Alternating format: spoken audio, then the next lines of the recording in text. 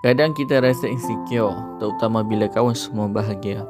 Dah kahwin, dah berpasangan, dah bina rumah tangga.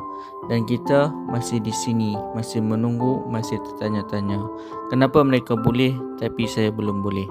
Soalan tu normal, perasaan tu manusiawi. Hati memang cepat bandingkan dan perbandingan memang menyakitkan. Kadang kita fikir, saya pun sebaya, saya pun usaha sama, tapi kenapa hasil berbeza? Sampai rasa rendah diri, sampai rasa tak layak bahagia, sampai rasa jauh dari orang lain. Tapi dengan sini, hidup bukan pertandingan, jodoh bukan perlombaan. Bahagia tak ikut masa orang. Setiap orang ada timing sendiri, ada jalan sendiri, ada kisah yang Tuhan atur khusus. Bila rasa cemburu tu datang, tarik nafas perlahan-lahan.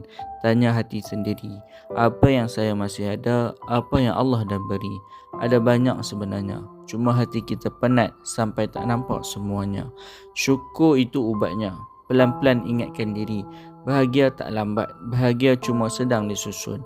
Percaya, apa yang untuk kamu takkan terlewat walau sesaat. Dan apa yang belum tiba, Tuhan sedang siapkan hati kamu dulu. Rehatkan hati malam ni, you are not behind, you are exactly where you need to be. InsyaAllah yang baik sedang datang perlahan-lahan.